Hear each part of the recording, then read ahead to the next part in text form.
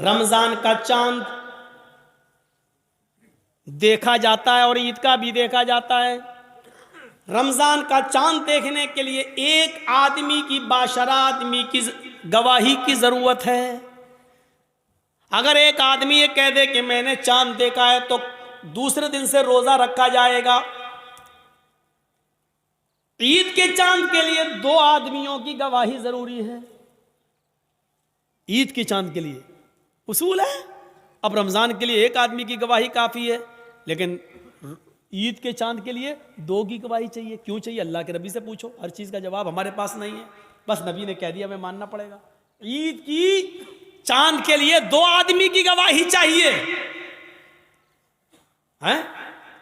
لیکن جب رمضان میں ایک آدمی کی گواہی آپ مانیں گے یا عید کے چاند کے لیے 2 آدمی کی گواہی مانیں گے تو اس وقت بھی دیکھا جائے گا یہ ایک آدمی جو روزے کی گواہی دے رہا ہے یہ 5 وقت کا نمازی ہے یا نہیں ہے۔ اگر 5 وقت کا نمازی ہے، باشرع ہے، سماج میں اس کو جھوٹا نہیں کہا جاتا ہے، اس کی بات مانی جاتی ہے، دیندار ہے، نمازی ہے تو اس کی بات مانی جائے گی۔ نماز روزے کا پابند نہیں ہے، جمعہ تک کی نماز نہیں پڑھتا ہے اور ایسا آدمی گواہی دے رہا ہے تو اس کی گواہی بھی، چاہے وہ کتنا بھی سچ بول رہا ہو، اس کی گواہی بھی اس کی جیب میں گھسیڑ دی جائے گی، بھاگ نہیں تسلیم کی جائے گی۔ روزے کا چاند ایک آدمی کی گواہی ہے، اور ایک آدمی اگر نہیں دیکھتا چاند لیکن ایک عورت چاند دیکھتی ہے تو ایک عورت کی گواہی نہیں مانی جائے گی۔ 2 عورتوں کی گواہی ایک مرد کے برابر ہے، لہذا عورتیں 2 ہونا چاہیے۔ آدمی ایک آدمی اگر کہہ دے باشرہ ہو کہ میں نے روزے کا چاند دیکھا ہے رمضان کا تو روزہ رکھا جائے گا، لیکن ایک عورت چاہے وہ کتنی بھی نیک ہو، دیندار ہو، نمازی و تہجد گزار ہو، لیکن ایک عورت اگر چاند کی گواہی دیتی ہے تو اس کی بات نہیں مانی جائے گی۔ 2 عورتیں ہونا چاہیے۔ ایسے ہی عید کا چاند 2 مردوں کی گواہی چاہیے، لیکن 2 مردوں نے نہیں دیکھا ہے، ایک مرد نے دیکھا ہے اور ایک عورت نے، تو نہیں مانی جائے گی۔ ایک مرد نے دیکھا ہے تو 2 عورتیں ہونی چاہیے، یا 4 عورتیں ہونی چاہیے، وہ بھی باشرع۔ اب ہم اپنے ذہن میں اس بات کو رکھیں کہ جب یہاں بے نمازیوں کی گواہی نہیں مانی جا رہی ہے، سوچئے تو اور معاملات کے اندر بے نمازی کی حیثیت کیا ہوگی۔ آئیے ایک اور چیز کی طرف ہم تمہیں لے کے چلتے ہیں۔ یا ایھا الذین آمنوا استعینوا بالصبر والصلاۃ، یہ بڑی پیاری چیز ہم آپ کو بتانے کے لیے چل رہے ہیں میرے بھائیوں۔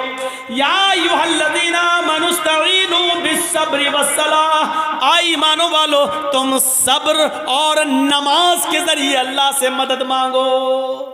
بڑی پیاری آیت ہے۔ چھوٹا سا بچہ ہے، ابھی وہ اپنی ماں کا دودھ پیتا ہے، 8-9 مہینے کا، 10 مہینے کا، 1 سال کا ہے، چلتا ہے پھرتا ہے، پوری طاقت نہیں ہے، ہلکے ہلکے پیروں سے چلتا بھی ہے، گرتا بھی ہے۔ کبھی کبھی اس کے سامنے انجان آدمی آ جائے تو ڈرتا بھی ہے، اس کے سامنے کوئی کیڑا مکوڑا ٹہلنے لگے تو وہ ڈرتا بھی ہے۔ آپ نے دیکھا ہوگا ماں نے اپنے بچے کو چھوڑا، چلنا سکھا رہی ہے، تھوڑا چلتا ہے گرتا، تھوڑا چلتا ہے گرتا ہے، ماں تھوڑی دور ہٹ کے دیکھتی ہے، دیکھیں کتنی دور جاتا ہے بچہ تھوڑی دور گیا، وہاں کوئی جانور دیکھا، کوئی کیڑا مکوڑا دیکھا، وہ ادھر سے پلٹا بھاگتا ہے اپنے ماں کے پاس، ماں جلدی سے اپنے دونوں باہیں پھیلا دیتی ہے، اور بچہ جب ڈرتا ہے تو وہ اپنی ماں کی گود میں آ جاتا ہے۔ جیسے بچہ اپنی ماں کی گود میں آتا ہے وہ اپنے آپ کو بالکل محفوظ کر لیتا ہے، سمجھ لیتا ہے۔ اب وہ سمجھتا ہے کہ میں سب سے بڑے خطرے سے ٹل چکا ہوں، اب سب سے بڑی مصیبت، بھائی بچے کے لیے تو وہی سب سے بڑی مصیبت ہے جس سے وہ ڈر رہا ہے۔ بچہ اپنی ماں کی گود میں آیا، اور جیسے وہ اپنے ماں کی گود میں آتا ہے وہ سمجھتا ہے کہ اب مجھے کوئی خطرہ نہیں ہے، کیونکہ میں ایک سرکشت گود میں آ گیا ہوں، ایک محفوظ گود میں کے اندر آ گیا ہوں، اب مجھے دنیا و مافیا کا کوئی خطرہ نہیں ہے۔ بچہ اپنی ماں کی گود میں آ جاتا ہے تو وہ دنیا کے بڑے سے بڑے خطرے سے اپنے آپ کو محفوظ سمجھ لیتا ہے۔ قرآن یہی فرما رہا ہے، لوگوں نماز یہ ماں کی گود ہے، تمہارے لیے بڑے سے بڑے خطرے جب تمہارے سامنے آئیں، بڑی سے بڑی مصیبتیں جب تمہارے سامنے آئیں، بڑے سے بڑے خوفناک مرحلے جب تمہارے سامنے آئیں تو تم نماز کی آغوش میں آ جاؤ، نماز کی گود میں آ جاؤ۔ جب تم مسجد میں آ جاؤ گے، نماز کی آغوش میں آ جاؤ گے تو تم اس خطرے سے محفوظ ہو گئے۔ نماز اپنے نمازی کو اپنی گود میں ایسے لے لیتی ہے جیسے ماں اپنی گود میں اپنے بچے کو لے لیتی ہے۔ جیسے بچہ ماں کی گود میں آ کر اپنے آپ کو محفوظ سمجھ لیتا ہے، ایسے ہی نمازی نماز کے اندر اپنے آپ کو محفوظ سمجھ لیتا ہے۔ ایک صحابی ہیں، جنگ ہو رہی ہے، نماز کا وقت ہو جاتا ہے، نماز کے وقت ہی میں ابو داؤد شریف کی روایت ہے، ایک تیر آتا ہے اور تیر آتے ہی ان کی پیٹھ میں لگتا ہے۔ اور سوچو تیر کسی کی پیٹھ میں لگ جائے اور نماز کے اندر لگ جائے، لگی، ہاتھ بندھے ہوئے ہیں، تیر پیچھے لگتا ہے، خون بہنے لگتا ہے اور ٹپکنے لگتا ہے، لیکن انہوں نے قرآن پڑھنا بند نہیں کیا، پوری نماز پڑھ لی۔ جب سلام پھیرا، السلام علیکم ورحمت اللہ، السلام علیکم ورحمت اللہ، لوگ ان کے پاس آئے، صاحب یہ کیا کیا تم نے؟ اتنا خطرناک تیر آدھے سے زیادہ تمہاری پیٹھ میں گھس گیا، خون سے پوری چٹائی بھیگ گئی، تمہارا کپڑے لہولہان ہو گئے اور تم نماز میں مصروف ہو۔ اس صحابی نے جواب دیا، جب میں نماز پڑھ رہا تھا اللہ کی قسم میری پیٹھ میں کب تیر لگا مجھے پتا ہی نہیں چلا، اس لیے کہ میں سورہ کہف کی تلاوت کر رہا تھا اور سورہ کہف کی تلاوت کرتے ہوئے مجھے اتنا مزہ آ رہا تھا، اتنا انجوائے مل رہا تھا، سورہ کہف کی تلاوت نے مجھے تیر کی تکلیف بھلا دیا، مجھے پتہ ہی نہیں چل رہا ہے کہ مجھے تیر لگا ہے۔ یہ تو تم ابھی بتلا رہے ہو کہ مجھے تیر لگا ہے، اب دیکھ رہا ہوں کہ یہ خون لیں، مجھے تو احساس ہی نہیں ہوا۔ غور کیجئے کتنا بڑا خطرہ تھا تیر کا لگنا، اور ان کو پتہ ہی نہیں، کیونکہ وہ نماز کی گود میں تھے، نماز کی آغوش میں تھے۔ سوچو میرے پیارے ساتھیو، آج ہماری بھی نمازیں ہیں، ہم پڑھتے ہیں اور ایک چھوٹا سا مچھر کاٹ لے تو ہم جلدی سے گال مسلنے لگتے ہیں، مچھر مارنے لگتے ہیں، اس لیے کہ ہمیں قرآن کی تلاوت میں مزہ ہی نہیں آتا ہے۔ وہ کہہ رہے ہیں کہ ہم ایسے سورہ کہف پڑھ رہے تھے، سورہ کہف کی تلاوت میں مجھے اتنا مزہ آ رہا تھا، اتنا انجوائے آ رہا تھا کہ مجھے پتہ ہی نہیں چلا کہ مجھے کب تیر لگا۔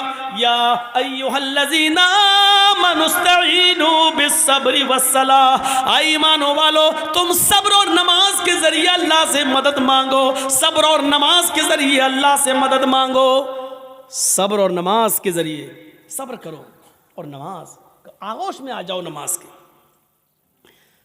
اور جب تم مانگو تو اللہ جب نماز پڑھو گے تو اللہ تمہاری سب سنے گا۔ ہاں ایسا بھی ہو سکتا ہے کہ نماز کے بعد تم کچھ مانگ رہے ہو اور اللہ نہیں دے رہا ہے، یہ ہو سکتا ہے، تو اس میں گھبرانا نہیں چاہیے۔ نماز بھی پڑھ رہے ہو، دعا بھی مانگ رہے ہو، یا ربی یا ربی یا ربی، اللہ مجھے یہ دے، مجھے یہ دے، مجھے یہ دے، لیکن نہیں مل رہا ہے، اس کا یہ مطلب نہیں کہ آپ کی نمازیں قبول نہیں ہو رہی، اس کا یہ بھی مطلب نہیں کہ اللہ آپ سے ناراض ہے۔ کبھی ایسا مت سوچنا، نہیں دے رہا ہے تو وہ جانتا ہے کہ کیوں نہیں دے رہا ہے، اس کی مرضی ہے، اسی میں بھلائی ہو سکتی ہے۔ ہمارا ایک چھوٹا سا بچہ ہے،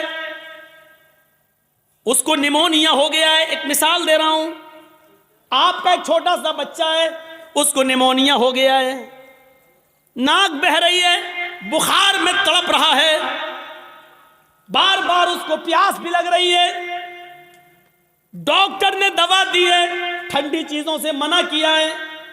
جب آپ اس بچے کو لے کر دوا لے کر آ رہے ہیں تو راستے میں برف بیچنے والا آئس کریم بیچنے والا آئس کریم بیچ رہا ہے، اور آپ کا بچہ آئس کریم کی ضد کر رہا ہے، پاپا مجھے آئس کریم چاہیے، پاپا مجھے آئس کریم چاہیے، ڈیڈ مجھے آئس کریم چاہیے، ابو مجھے آئس کریم چاہیے۔ مجھے ایمانداری کے ساتھ بتائیے، آپ کا بچہ بخار کی حالت میں، نیمونیا کی پوزیشن میں آئس کریم مانگ رہا ہے، کیا آپ اس کو آئس کریم دلائیں گے؟ کیا آپ اس کو آئس کریم کھلانا پسند کریں گے؟ نہیں، کیونکہ آپ جانتے ہیں کہ اس وقت اس کی اگر مراد میں نے پوری کر دی تو میرا بچہ اور زیادہ بیمار ہو جائے گا۔ آپ اس کے ہزار ضد کرنے کے باوجود آپ اس کو آئس کریم نہیں دیں گے، جبکہ آپ کو برا لگ رہا ہے کہ میرا بچہ بیچارہ مانگ رہا ہے۔ آپ نہیں چاہتے کہ اس کی تمنا پوری نہ ہو، آپ چاہتے ہیں کہ دلائیں، لیکن اس کی بیماری بتلا رہی ہے آئس کریم اس کے لیے نقصان دہ ہے۔ آپ باپ ہوتے ہوئے بھی اپنے بچے کو آئس کریم نہیں دلائیں گے، کیونکہ یہ آپ جانتے ہیں کہ میرے بچے کے لیے کیا اچھا ہے کیا برا ہے۔ آپ کہیے اللہ مجھے یہ دے، مجھے یہ دے، مجھے یہ دے، اور نہیں مل رہا ہے تو ناراض مت ہوئیے، کیونکہ آپ کا رب جانتا ہے آپ کو کیا دینا ہے اور کیا نہیں دینا ہے۔ وہ کیوں نہیں دے رہا ہے آپ کو، اس پہ اللہ تعالیٰ سے شکوہ مت کریے، شکایت مت کیجیے۔ ہو سکتا ہے اس کا نہ دینے میں ہی بھلائی ہو جو چیز آپ مانگ رہے ہوں۔ ایک بادشاہ اعلان کرتا ہے، آؤ میری رعایا، میری پبلک جو مجھ سے مانگے گی، منہ مانگے میں اس کو دوں گا۔ ساری کی ساری پبلک ایک میدان میں جمع ہو جاتی ہے، اور بادشاہ جو پبلک مانگتی جا رہی ہے بادشاہ دیتا جا رہا ہے۔ ایک بڑھیا ایک کھچر پہ بیٹھ کے آئی، کھچر گدھے کی طرح ہوتا ہے، کھچر پہ بیٹھ کے آئی۔ بادشاہ نے کہا بڑھیا تیرا بیٹا ہے؟ کہا نہیں۔ پتی ہے؟ کہا نہیں۔ کوئی نہیں ہے؟ کہا نہیں۔ آئے میرے وزیر، اس بڑھیا کو 100 دینار دے دو، 100 سونے کی اشرفیاں دے دو۔ بڑھیا کہنے لگی نہیں، آپ بے انصافی کر رہے ہیں، سب سے پوچھ رہے ہیں کہ بتاؤ کیا مانگتے ہو، اور جو مانگ رہا اس کو آپ دیتے جا رہے ہیں، اور مجھ سے کہہ رہے ہیں کہ اس 200 اشرفی دے دو سونے کی۔ نہیں، مجھے بھی منہ مانگے انعام چاہیے۔ بادشاہ نے کہا بتا تجھے کیا چاہیے؟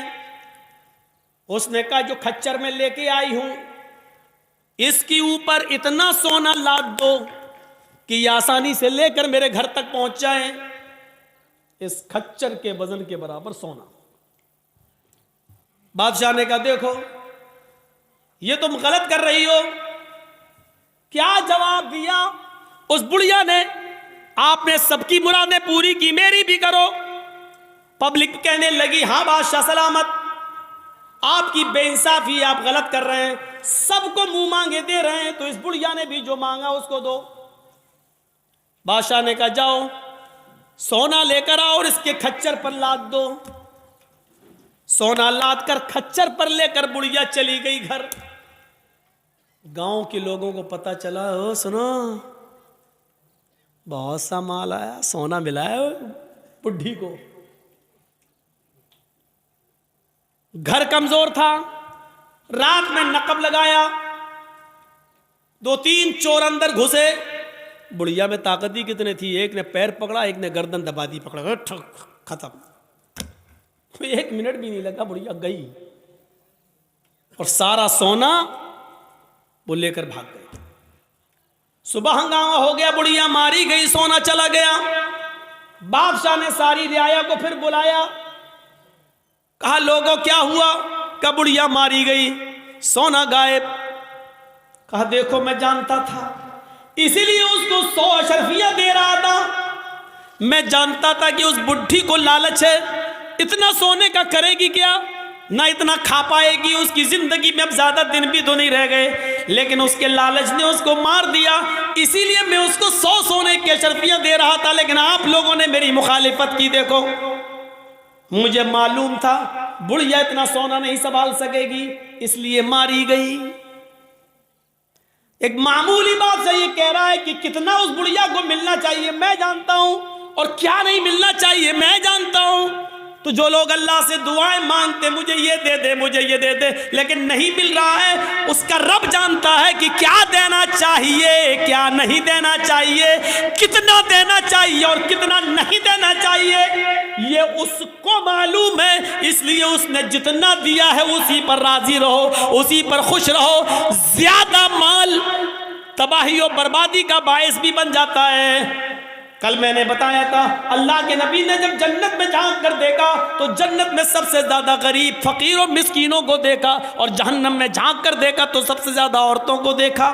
میرے بھائیوں اندازہ لگائیے، یا ایھا الذین آمنوا استعینوا بالصبر والصلاۃ، نماز ایک ماں کی طرح ہے۔ جس طرح بچہ ماں کی گود میں آ جاتا ہے تو اپنے آپ کو محفوظ سمجھتا ہے، ایسی بڑی سے بڑی مصیبتیں جب ہمارے اور آپ کی اوپر آئیں تو ہم نماز میں مصروف ہو جائیں۔ یقین نہیں آتا تو سنو، ابراہیم علیہ السلام اپنی بیوی سارہ کے ساتھ، سارہ ہاجرہ تو دوسری ہیں، سارہ پہلے تھی، پہلی بیوی کون ہے؟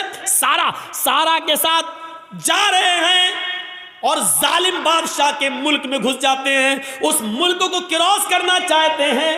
ظالم بادشاہ کے وزیروں نے لوگوں کو بتایا، بادشاہ کو بتایا ایک آدمی ہے، اس کے ساتھ ایک عورت ہے اور بڑی خوبصورت ہے۔ بادشاہ نے کہا اچھا خوبصورت ہے، کہاں؟ بلا کے لاؤ۔ ابراہیم و سارہ بلا کر لائے گئے۔ بادشاہ نے پوچھا یہ تمہاری کون ہے؟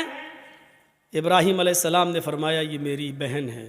ابراہیم علیہ السلام نے یہ سن رکھا تھا کہ اس بادشاہ کو اگر یہ کہہ دیا جائے کہ یہ میری بہن ہے تو بھائی کے ساتھ جب بہن کو دیکھتا ہے تو وہ پھر ہاتھ نہیں لگاتا ہے، چھوڑ دیتا ہے۔ تو کہہ دیا کہ بہن ہے، یہ جھوٹ نہیں تھا۔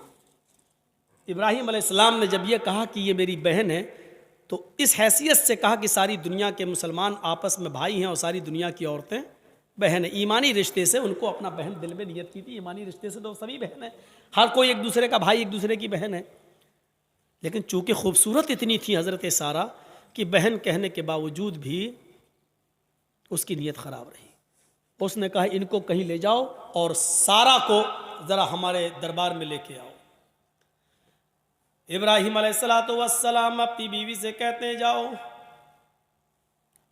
ابراہیم علیہ السلام کو ایک جگہ روک دیا جاتا ہے، سارہ کو اکیلے لے جایا جا رہا ہے، اور جب بادشاہ کی خلوت میں، بادشاہ کی تنہائی میں سارہ کو کر دیا جاتا ہے تو بادشاہ نے سارہ نے دعا مانگی، الہ العالمین میں اپنے شوہر ابراہیم کی امانت ہوں اور آج تک میں نے تیرے دین کی کبھی مخالفت نہیں کی ہے، اے اللہ اس ظالم بادشاہ سے میری عزت و آبرو کی حفاظت فرما۔ یہ کہہ کر بادشاہ نے جب اس سارہ کی اوپر اپنا ہاتھ بڑھایا تو سارہ کی دعا رنگ لائی اور سینے کے پاس آتے آتے ہاتھ رک گیا، نہ آگے بڑھ رہا ہے، نہ پیچھے ہٹ رہا ہے، نہ نیچے ہو رہا ہے، نہ اوپر جا رہا ہے، یہیں پر آ کر شل ہو جاتا ہے۔ جیسے یہ سارہ علیہ السلام ہے اور یہ ان کے سینے کا حصہ ہے، ایسے اس پہ پکڑ کے ہاتھ مارا، یہ بس یہاں پر رک گیا، اب نہ آگے بڑھ رہا، نہ پیچھے ہٹ رہا، نہ ادھر ہو رہا، نہ ادھر ہو رہا ہے۔ چیخ کر کہتا ہے سارہ تیرے پاس کوئی خدائی طاقت ہے جو میرے ہاتھ کو مضبوطی کے ساتھ پکڑے ہوئے ہے، اللہ سے دعا کر، میں وعدہ کرتا ہوں کہ میں تجھے ہاتھ نہیں لگاؤں گا۔ حضرت سارہ نے دعا کی اور بادشاہ کا ہاتھ صحیح ہو گیا۔ پھر نیت خراب ہو گئی اس کی، پتہ نہیں، ہو سکتا ہے آٹومیٹک ہو گیا ہو۔ اس نے دوبارہ ہاتھ بڑھایا تو دوبارہ پھر ہاتھ وہیں پر رک گیا، حضرت سارہ کے تھوڑا پاس۔ شل ہو گیا، نہ آگے نہ پیچھے، نہ دائیں نہ بائیں۔ اے سارہ ایک بار اور دعا کر دے، اس کے بعد ہم تجھے کبھی ہاتھ نہیں لگائیں گے، میں چھوڑ دوں گا۔ اس نے پھر دعا کر دی، اللہ اس کو ٹھیک کر دے، صحیح ہو گیا۔ لیکن کہتے نا اتنی خوبصورت تھی کہ اس کا دل مطمئن نہیں تھا۔ تیسری مرتبہ اس نے پھر بد عہدی کی اور پھر ہاتھ بڑھایا، پھر ہاتھ شل پڑ گیا، آگے نہیں بڑھا۔ کہتا ہے کہ میں قسم کھاتا ہوں اپنے رب کی، جس کو وہ رب مانتا تھا، میں اپنے معبود کی، اپنے خدا کی قسم کھا کے کہتا ہوں اب ہاتھ نہیں لگاؤں گا، مجھے آخری بار معاف کر دے اور دعا کر۔ سارہ نے پھر دعا کی، اس نے چھوڑ دیا اور اپنی لونڈی جانتے ہو، خادمہ، خدمت کرنے والی، جو اس بادشاہ کی لونڈی تھی خادمہ خدمت کرنے والی ہاجرہ، اس نے وہ لونڈی سارا کو دے دی کہ یہ تم لے جاؤ اور یہ تمہارے راستے میں کام آئے گی، اس کو میں تمہیں دے رہا ہوں بطور گفٹ۔ حضرت سارا جب ہاجرہ کو لے کر آئیں تو پوچھا کہ میرے شوہر ابراہیم کہاں ہیں؟ بادشاہ کی پولیس، بادشاہ کی فوج جب حضرت سارا کو ابراہیم علیہ السلام کے پاس لے کر گئے تو حضرت سارا کیا دیکھتی ہے کہ ابراہیم علیہ السلام نماز میں مصروف ہیں، نماز پڑھ رہے ہیں۔ مسلم شریف کی حدیث ہے، وہ نماز میں مصروف ہیں، نماز پڑھ رہے ہیں اور نمازی میں یہ دعا کر رہے ہیں کہ اللہ میری بیوی کی حفاظت فرما، اللہ میری بیوی کی حفاظت فرما، اللہ ظالم بادشاہ کے ظلم سے ہماری بیوی کو بچا لے۔ نماز میں مصروف ہیں۔ میرے بھائیوں، جب سارا کے اوپر مصیبت آئی اور ظالم بادشاہ نے جب ان کو پکڑا اور اپنے آغوش میں لینا چاہا تو ان کے پتی ابراہیم علیہ السلام نماز کے اندر گر جاتے ہیں، نماز میں مصروف ہو جاتے ہیں، نماز پڑھنا شروع کر دیتے ہیں۔ غور کیجئے، جب کسی کے اوپر مصیبت آئے تو اس کو نماز کے اندر نماز پڑھنا چاہیے، اس کو نماز کے اندر اللہ رب العالمین سے دعا کرنی چاہیے، کیونکہ نماز ایک ماں ہے، آپ کو اپنی آغوش میں لے لے گی، اور جب آپ نماز کی آغوش میں آ جائیں گے تو سارے خطروں سے محفوظ ہو جائیں گے، سارے خطروں سے آپ الگ ہو جائیں گے، پھر کوئی خطرہ نہیں رہے گا، ٹل جائے گا وہ خطرہ۔ آپ کو یاد ہوگا صحیح بخاری کی روایت ہے، بنی اسرائیل میں ایک نوجوان تھا، نام تھا اس کا جریج، نام تھا اس کا جریج، بہت نیک عبادت کرنے والا، بڑا اللہ والا، بڑا نمازی۔ ایک بار حضرت جریج نماز کے اندر مصروف تھے، نماز پڑھ رہے، اور ان کی ماں کو کسی چیز کی ضرورت پیش آ گئی تو جریج کو آواز دینے لگی، آئی جریج۔ جریج کہتے ہیں اللہ میں نماز میں ہوں اور پیچھے میری ماں آواز دے رہی ہے۔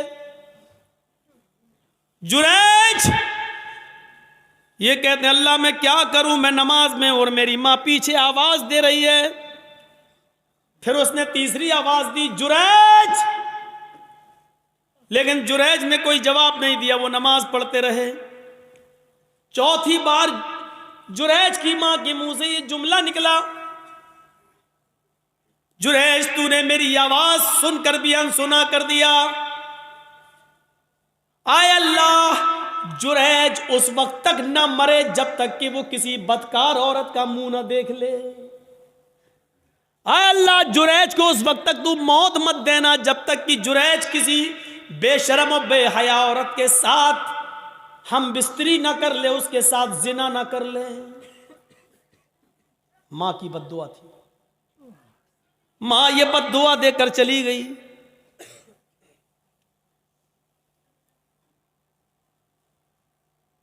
پھر کیا ہوتا ہے، 2-4-5 دن کے بعد ایک عورت جریج کے معبد میں جہاں وہ عبادت کرتے تھے اسی میں حجرہ تھا، اسی حجرے میں خوبصورت عورت آتی ہے اور جریج سے کہتی ہے جریج ادنو منی، آؤ میرے قریب آؤ اور مجھ سے زنا کرو۔ جریج نے کہا اللہ کی پناہ میں ایسا غلط کام نہیں کر سکتا، میں اللہ کا نیک بندہ ہوں، اس کی عبادت میں اپنی زندگی گزار رہا ہوں، چلو جاؤ یہاں سے ہٹو، یہ غلط کام مجھ سے نہیں ہوگا۔ جریج نے اس عورت کو بھگا دیا۔ وہ عورت پریشان تھی، سیدھے جنگل میں جاتی ہے اور وہاں بکریاں چرانے والے ایک چرواہے کے ساتھ وہ زنا کر لیتی ہے، شکار ہو جاتی ہے زنا کا۔ 9 مہینے 10 مہینے گزر جاتے ہیں۔ 9 مہینے کے بعد اس عورت کے بچہ پیدا ہوتا ہے، حمل ٹھہر گیا تھا۔ 9 مہینے کے بعد جب بچہ پیدا ہوا تو اس چرواہے کا تو پتہ ہی نہیں کہ وہ کہاں کا رہنے والا تھا، کہاں چلا گیا، اور نہ یہ عورت اس کو پہچانتی تھی، بس جنون تھا اس کو کسی سے ملنے کا، مل لیا وہ۔ یہ جریج نہیں ملا تو جنگل کے چرواہے کے پاس چلی گئی، لیکن چرواہے کا پتہ نہیں۔ 9 مہینے سے اس کے گھر میں جب بچہ پیدا ہوتا ہے تو پورے گاؤں والے اس پر بھل پڑے، ہے تیری شادی نہیں ہوئی، بچہ کہاں سے آیا؟ جب اس کو زیادہ پریشان کیا گیا اور گمبھیرتا سے اس بات کو لی گئی کہ پورا سماج بدنام ہو جائے گا، بتا پہلے یہ بچہ کس کا ہے، تو اس عورت نے جریج کا نام لے دیا. اس عورت نے جریج کا نام لے لیا کہ اس بچے کا باپ جریج ہے.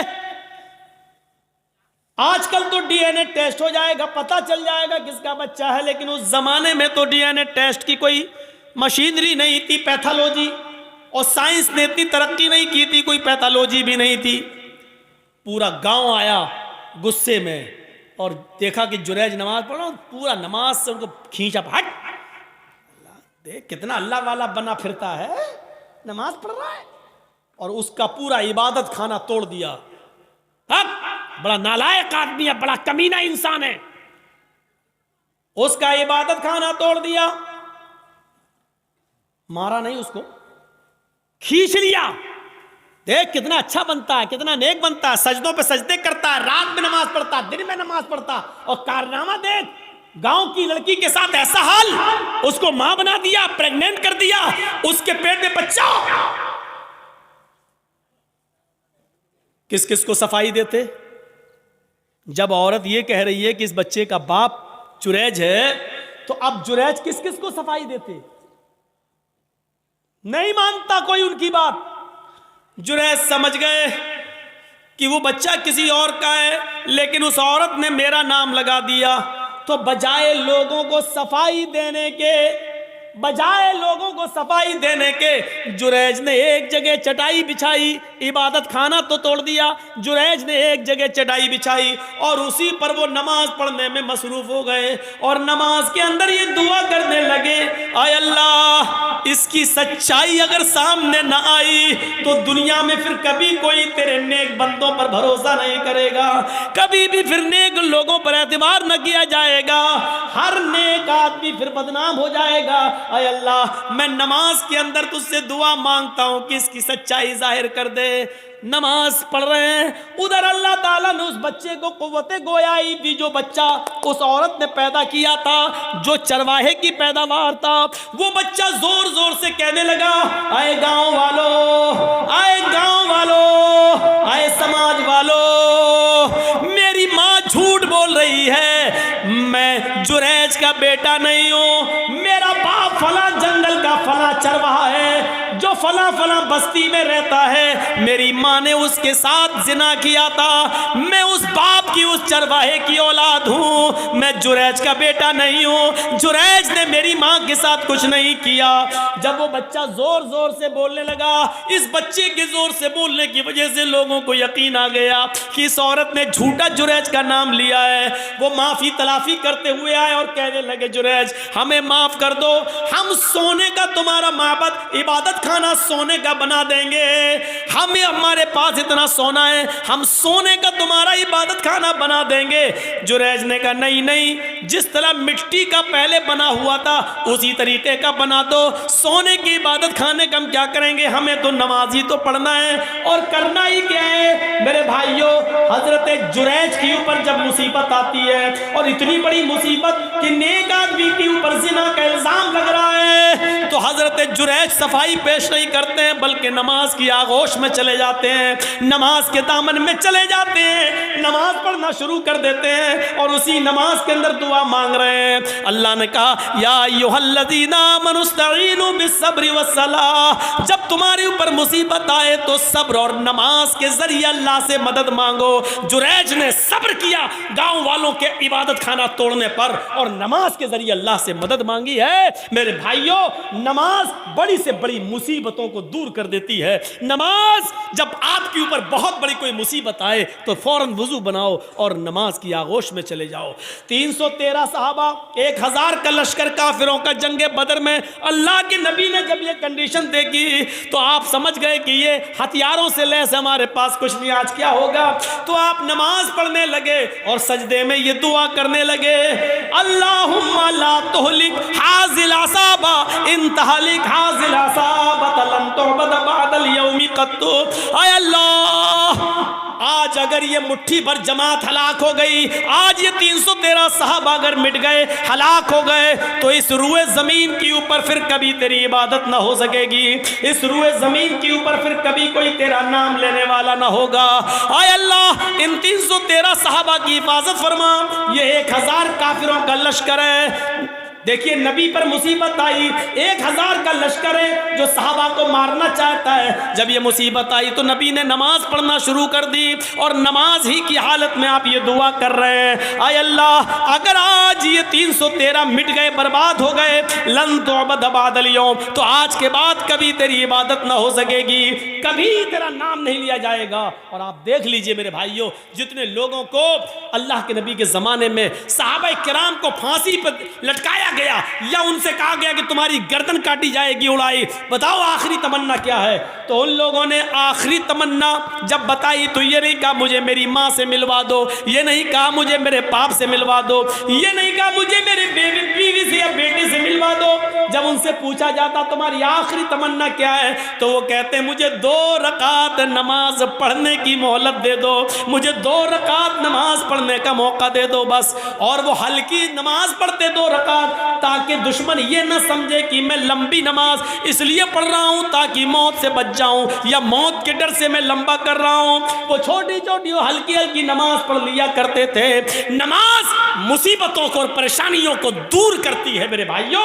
جب آپ کے پاس کوئی مصیبت کوئی پریشانی آئے فوراً نماز کی آغوش میں چلے جاؤ، اور نماز کے بعد یا نماز میں دعا مانگو اللہ تعالیٰ سے کہ بار الہ تو ہماری خطاؤں کو معاف فرما دے، بار الہ اس مصیبت کو تو ہمارے اوپر سے ہٹا دے اور دور کر دے۔ میرے بھائیوں نماز انسان کے لیے ویسے ہی ہے جیسے ماں کی گود بچے کے لیے ہے۔ بچہ جب ڈرتا ہے تو ماں کی گود میں آتا ہے تو اپنے آپ کو محفوظ سمجھتا ہے، آپ جب نماز پڑھیں گے تو اپنے آپ کو محفوظ سمجھیں گے۔ 1:10 ہو گیا ہے، مجھے نکلنا ہے، جو ٹرین مجھے پکڑنی تھی وہ آج کینسل ہو گئی ہے۔ میرے بھائیوں میں نے بر وقت فلائٹ کا ٹکٹ کلکتہ سے نکالا ہے، مجھے لکھنؤ جانا ہے اور کلکتہ تک بھی مجھے 8 بجے تک پہنچنا ہے، اس لیے ہم اللہ سے دعا کرتے ہیں کہ بار الہ تو ہماری خطاؤں کو معاف فرما دے، گناہوں کو بخش دے، جمیع مسلمانوں پر رحم فرما، ہم سب کو پکا سچا نمازی بنا دے۔ اللہ جب مصیبتیں آئیں تو نماز کی آغوش میں ہمیں جانے کی توفیق عطا فرما، ہمیں نماز پڑھنے کا عادی بنا دے، اور نماز ہمارے جسموں میں ایسے سرایت کر دے جیسے ہمارے جسم میں روح ہے تو ہم ہیں، روح نہیں تو ہم نہیں، ایسا ہی نماز ہمارے لیے بنا دے، ہم جب تک رہیں نماز قائم کرتے رہیں۔ اللہ نماز کو چھوڑنا ہمارے لیے مصیبت، ہمارے لیے بہت بڑی مصیبت بن جائے، جب نماز ہم چھوڑیں تو یہ لگے کہ جیسے ہماری جان چلی گئی ہو۔ اللہ جب تک تو ہمیں زندہ رکھ، اسلام پہ زندہ رکھنا، اور جب ہمارا خاتمہ ہو تو ایمان پر ہمارا خاتمہ فرمانا۔ وما علینا الا البلاغ المبین، وآخر دعوانا ان الحمد للہ رب العالمین۔ السلام علیکم ورحمۃ اللہ وبرکاتہ۔